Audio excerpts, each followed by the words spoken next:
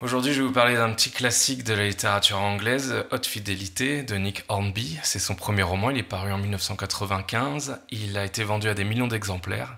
C'est resté l'un de ses meilleurs et de ses plus grands succès avec À propos d'un garçon. Les deux livres ont fait l'objet d'ailleurs de films et de séries, hein. Et donc je vais vous raconter un petit peu l'histoire qui est racontée par ce livre d'un disquaire qui vit vraiment ses relations amoureuses à travers ses disques, mais sa vie entière même à travers ses disques d'une certaine façon. Je vais vous raconter un petit peu tout ça, quel est l'intérêt de ce livre, est-ce qu'il est drôle, est-ce qu'il est émouvant, tout ça sans spoiler bien entendu, et je vais aussi vous en lire quelques extraits pour que vous ayez un peu une idée de la saveur de tout ça.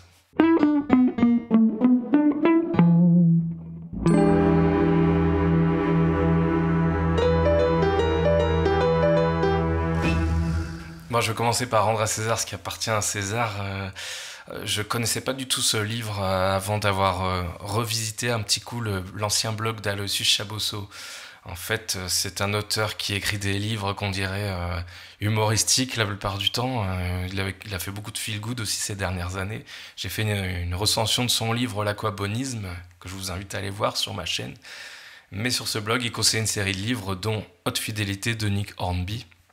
Alors, comme vous avez compris, Haute Fidélité, bon, là, c'est un jeu de mots qu'on trouve d'ailleurs dans une chanson de Serge Gainsbourg, je sais plus trop laquelle, mais c'est un jeu de mots qui fait référence à la situation amoureuse du personnage principal, hein, mais aussi au son Haute Fidélité qu'on pouvait voir écrit sur les autocollants collés sur les disques à un moment donné. Je sais pas si c'est encore le cas. Et en réalité, Haute Fidélité, ça fait aussi référence à une chanson d'Elvis Costello, qui est l'un des très nombreux artistes qui est évoqué par le livre. Il faut savoir, je vous l'ai dit en introduction, que ce livre a fait l'objet, oui, d'un film avec Jack Black notamment. J'ai un peu vu quelques images simplement. Bon, de façon générale, je suis pas super convaincu que ça ait eu de l'intérêt de faire un film sur ce livre, parce que c'est un livre qui est raconté à la première personne, de façon très orale, avec beaucoup d'humour. Et l'humour passe énormément par les commentaires qui sont faits des situations.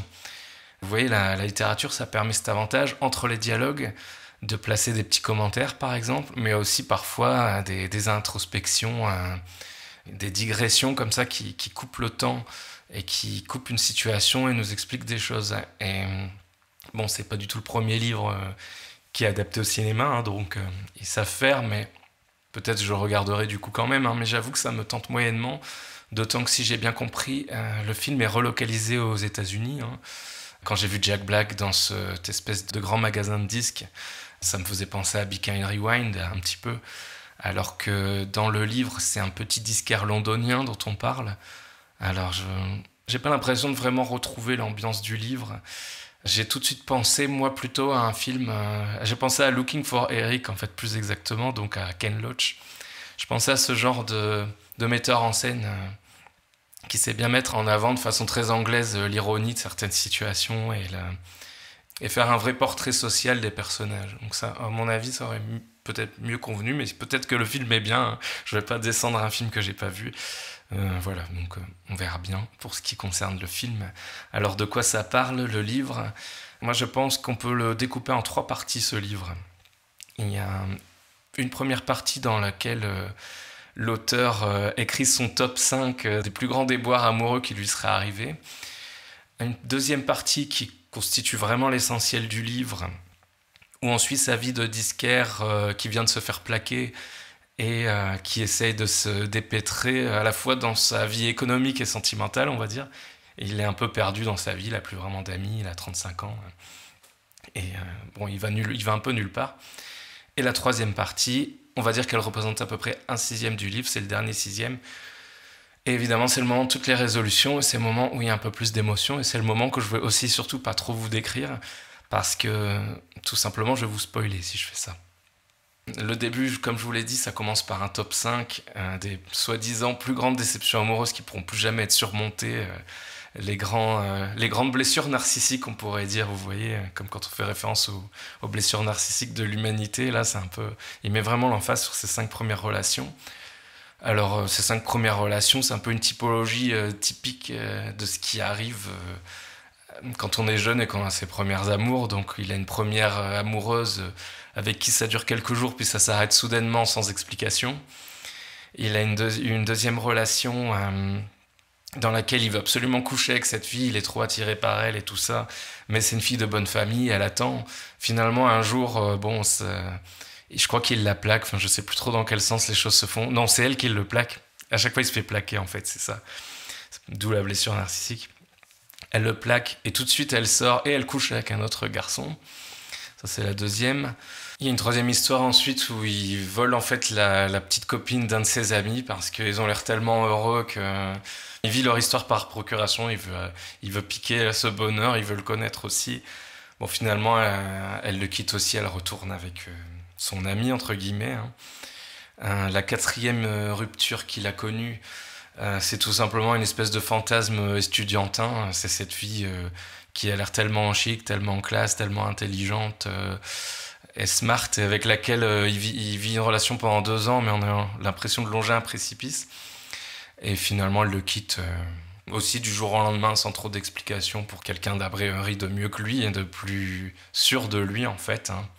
C'est ce qu'il comprend tout de suite, et c'est ce qui le complexe énormément ensuite pour le reste de ses relations. Et la cinquième histoire, c'est aussi encore une autre relation typique, puisque entre guillemets, ce sont 2 solitudes qui se rencontrent et puis il se promet de pas se larguer en fait, et manque de peau, mais il se fait quand même plaquer par cette fille-là. Voilà, donc ça c'est la toute première partie, c'est les premières pages du livre, dans lesquelles il termine en disant Laura, tu vois, qu'est-ce qui peut m'arriver de pire que tout ça?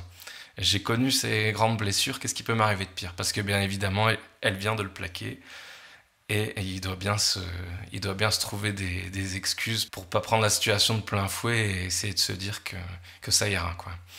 Alors maintenant, je vous parle de la deuxième partie. En fait, je vais vous parler de l'essentiel du livre maintenant. Tout ça, qu'est-ce que ça fait, cette situation, ces 5 relations? Ça fait surtout qu'il reste sur cette déception de ne pas avoir su plaire à son fantasme estudiantin. En réalité, c'est la relation qui a le plus d'influence sur son destin. En tout cas, c'est ce qu'il croit. C'est parce qu'il est quand même responsable de ses choix. Suite à ça, il a carrément abandonné les études, etc. Et il s'est mis à avoir une carrière de DJ, en fait, il me semble. Je confonds un peu les choses, mais il a une carrière de disquaire. Il a commencé à travailler dans des magasins de disques. Après, il a été DJ et après, il a eu son propre magasin de disques. Je pense que c'est le bon ordre des choses. Dans ce magasin de disques, il a 2 employés. Ce sont Dick et Barry. C'est un trio un peu rigolo à suivre parce qu'ils passent leur temps à faire des palmarès des choses. Ils passent leur temps à faire des compilations et à essayer de chercher la série de titres et de disques qui pourraient correspondre à tel état d'esprit, tel sentiment, etc. Ça va tellement loin qu'à un moment, il y a un personnage qui meurt dans le livre. Pas un personnage principal, mais quand même un personnage symboliquement important.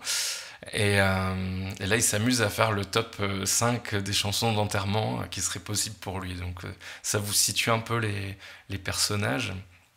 Alors ils sont marrants à 3 puisque Dick, il est un peu réservé, il a un peu peur de Barry en fait, qui est vraiment un aboyeur. Il est sûr de ses opinions, il envoie vraiment les gens bouler. Il fait clairement fuir les clients.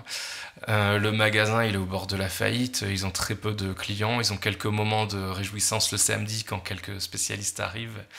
Ils ont même un disque qu'ils laissent dans le magasin, mais que Barry aime beaucoup. Donc il a un exemplaire en double, mais c'est un peu la grande blague de certains clients habitués qui viennent jusqu'au comptoir en faisant semblant de l'acheter. Et finalement, c'est une farce pour Barry. Et puis ils le laissent là et disent non, je vais pas acheter cette merde. Il y a tout des tas de petits événements comme ça. Il y a même une espèce de faux client qui vient toujours les emmerder d'alcoolo, avec qui c'est toujours la même danse qui se répète. Donc c'est vraiment marrant à suivre, leur petit trio. Comme je vous l'ai expliqué un peu plus tôt, il vient à ce moment-là, le personnage principal est le propriétaire de cette maison de disques. Je ne vous ai même pas encore dit son nom, c'est Rob. Il vient de se faire quitter par Laura, qui en fait, il a rencontré lorsqu'il était DJ. Il a passé la chanson Got to Get You Off My Mind, un truc comme ça. Besoin de te sortir de mon esprit, je crois que ça doit être la traduction en français.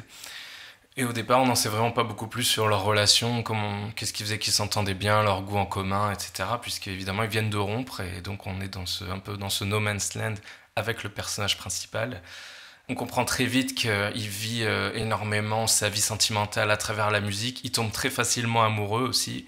Et les deux vont un peu ensemble d'ailleurs. Et quand elle le quitte, qu'est-ce qu'il fait? Il rentre chez lui et il écoute Abbey Road des Beatles, mais en prenant bien soin de ne pas écouter Something pour ne pas être complètement plombé par cette chanson-là. Et après, il écoute, je crois, Revolver. Donc les Beatles d'ailleurs il aime bien, mais c'est pas très loin d'être un plaisir coupable parce que c'est un peu des geeks de la musique des années on va dire 60 80. Ils sont pas tout à fait à la page sur ce qui vient de sortir à cette époque-là, donc fin des années 90 90.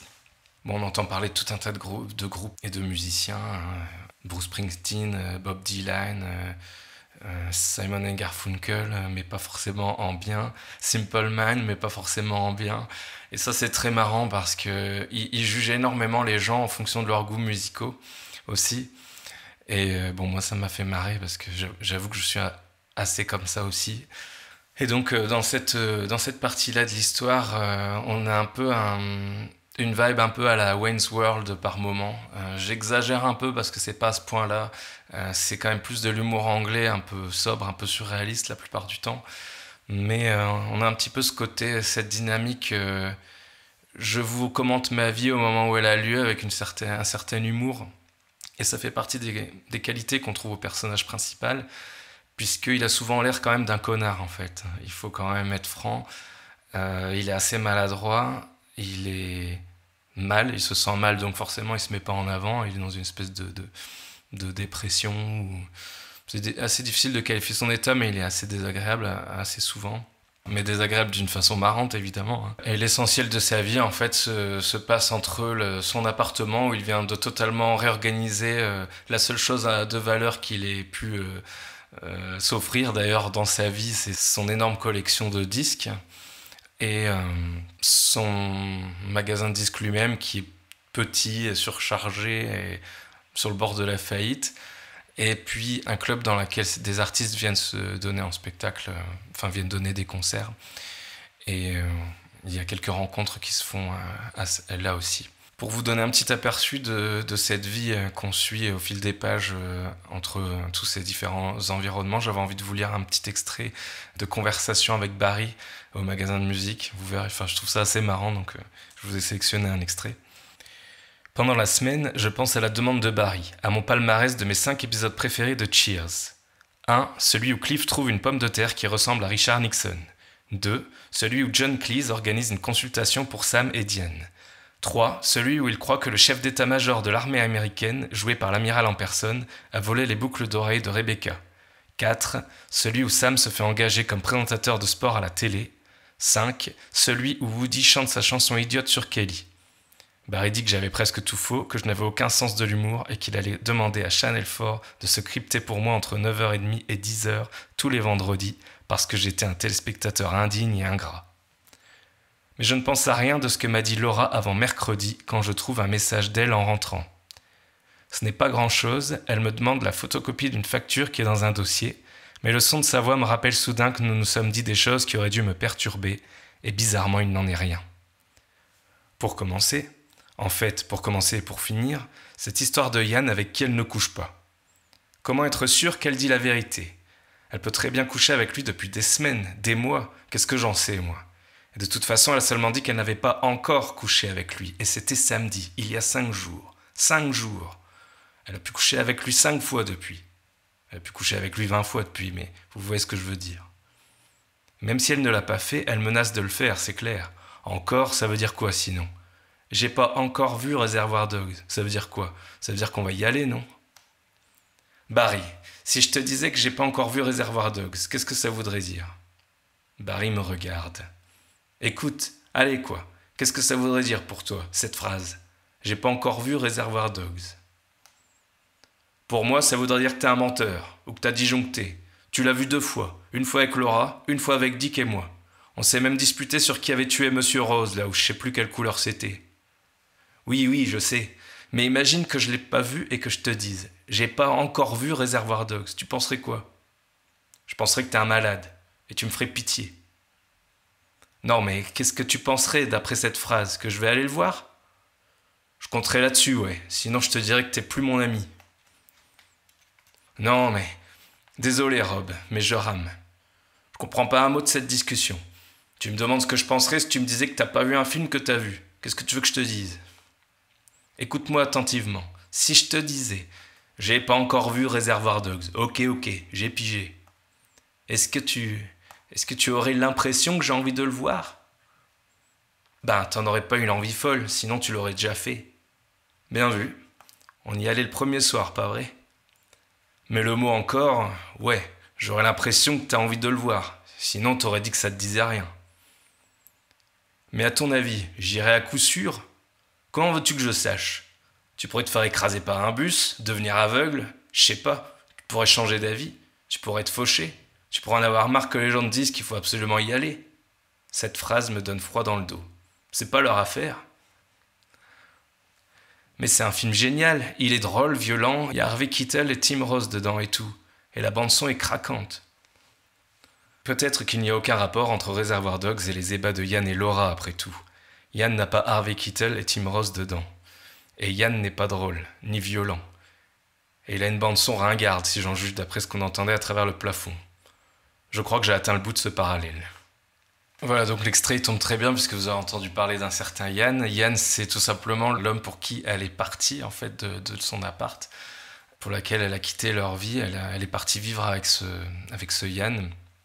Et bon, ben, à ce moment-là du livre, ça obsède un petit peu Rob de savoir si oui ou non ils ont déjà couché ensemble, ce que Laura trouve pathétique, quoi. Donc ça, c'est une partie de leur histoire, c'est une partie de ce moment du livre. Il y a une chose que fait vraiment très bien Nick Hornby dans ce livre par rapport à la description des rapports amoureux entre les gens et tout ça, c'est que il est très honnête déjà par rapport à son personnage de Rob, ce qui fait passer ce personnage pour un connard en fait. C'est ça qui est vraiment amusant. Au début, on se dit que c'est pas quelqu'un de très honnête, c'est quelqu'un d'assez lâche, mais en fait, après, on a envie d'ajouter mais à peu près aussi honnête, lâche que tout le monde en fait. Au tout début du livre, on pense à un anti-héros. À un moment donné, on pense que c'est un connard. Ensuite, on se met à penser justement que c'est simplement quelqu'un d'un peu honnête. Et à la fin du livre, on se met à penser que c'est quelqu'un d'un peu exceptionnel à sa façon, si vous voulez. C'est un peu l'évolution du personnage.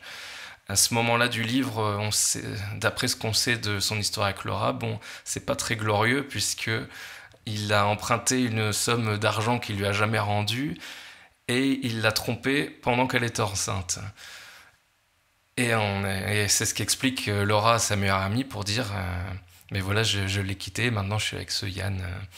Je vis avec ce Yann qui était d'ailleurs leur voisin du dessus, je sais même pas si je l'ai déjà dit.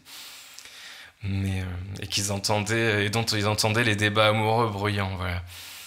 D'où le dégoût du personnage quand il apprend qu'elle se retrouve avec ce gars-là, quoi. En plus, il est assez péteux et tout ça. Enfin, c'est vraiment pas le mec avec qui on a envie de voir son ex-compagne partir.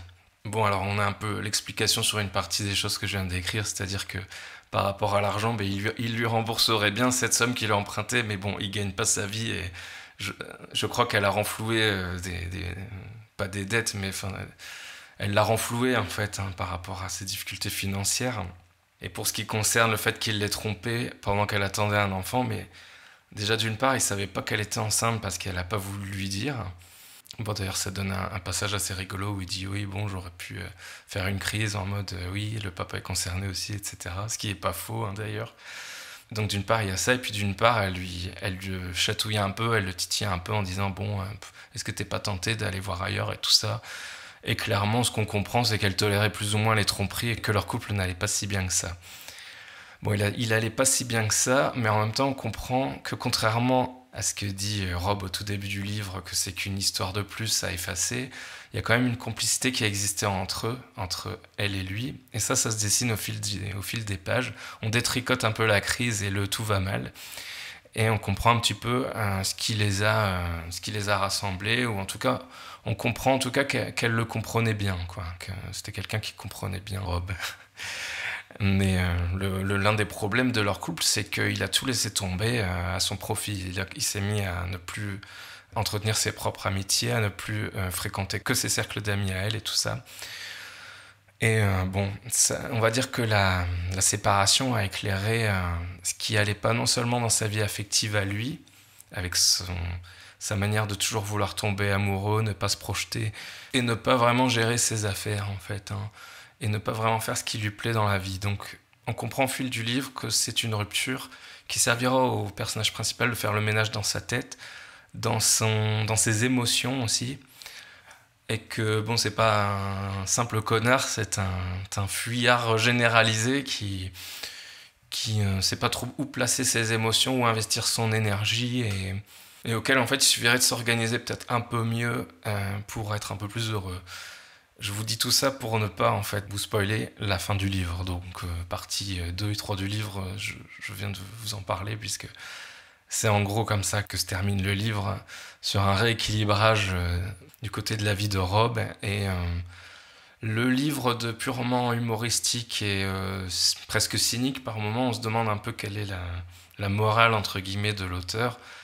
Eh ben, on trouve simplement après qu'il fait, oui, comme je vous l'ai déjà dit, un constat assez honnête sur la difficulté des relations amoureuses, de l'engagement dans son rapport au temps. Et il montre bien les grosses crises qui peuvent éclater, les grandes trahisons qui peuvent éclater entre des personnes qui, comme, bon, malgré tout, sont quand même assez honnêtes et bienveillantes, on va dire. C'est pas des mauvaises personnes, quoi. Donc j'ai trouvé que la fin du livre et l'évolution du livre était aussi très juste du point de vue émotionnel, en fait. On parlait pas de roman feeling good à l'époque, et clairement, c'est un genre beaucoup trop codifié aujourd'hui pour qu'on puisse le ranger là-dedans. Mais c'est évident que ça fait une bonne lecture de vacances. Et encore que ce soit plus chouette à lire en connaissant les références musicales. Ce qui était mon cas dans la moitié des cas à peu près. J'ai pas fait une étude statistique, mais je ne connaissais pas tout du tout parce que c'est des références assez obscures et c'est pas tout à fait non plus ma musique. Et sinon, en parlant de musique, d'ailleurs, il y avait une scène assez rigolote avec une femme qui, pour se venger de son compagnon qui l'a trompée en partant dans une destination exotique avec une jeune de 23 ans, elle avait appelé Rob en lui disant « Bon, bah, j'ai toute une collection à vous vendre de disques. » Et là, il voit plein de raretés et de disques qui coûtent une fortune. Et il y en a pour plusieurs milliers de livres. Hein. Et elle lui propose de tout prendre pour 50 livres, je crois, ou quelque chose comme ça. Et donc lui, il la regarde droit dans les yeux et se dit « Bon, je veux pas trahir cette femme. » Mais et là, il voit qu'en fait, elle fait ça par pur esprit de vengeance. Et bon, c'est pas écrit dans le livre, mais clairement, ça le renvoie à sa propre situation. Et il voudrait surtout pas qu'on lui fasse ce coup-là. Alors, il achète juste l'un des disques, mais il y a toute une négociation et toute une enchère rigolote à la baisse où la vendeuse enchérit à la baisse et où lui, il propose un peu plus parce qu'il a pas envie d'être malhonnête. Donc, c'est l'une des scènes rigolotes du livre. Mais voilà, pour terminer cette vidéo, je voudrais simplement citer un deuxième extrait pour illustrer l'autre facette du livre, puisqu'il y a la musique, il y a le magasin de musique, et il y a la relation avec son ex. Et j'ai envie de lire un extrait des discussions qu'ils peuvent avoir dans le livre, même si, et c'est là que je ne vous spoil pas, mais il y a d'autres femmes et d'autres personnages dans le livre, mais je préfère garder un peu un flou artistique. Comme ça, si vous avez envie de le lire, ça se lit très vite, c'est amusant, et à la fin, on a un bon sentiment en sortie de lecture, donc c'est vraiment sympa de garder la primeur de l'histoire. Donc je vais vous lire ce petit extrait. Je parie que tu l'as fait. Je parie que tu t'es assis 5 minutes après mon départ pour fumer une clope. Elle insiste toujours sur le mot pour montrer qu'elle désapprouve. Et que tu t'es dit, bon, ça va aller, je vais m'en sortir. Et puis tu t'es mis à mettre au point une idée idiote pour l'appart. Je sais. Tu es allé chercher un type pour peindre des logos de maison de disques au mur avant que je débarque, pas vrai?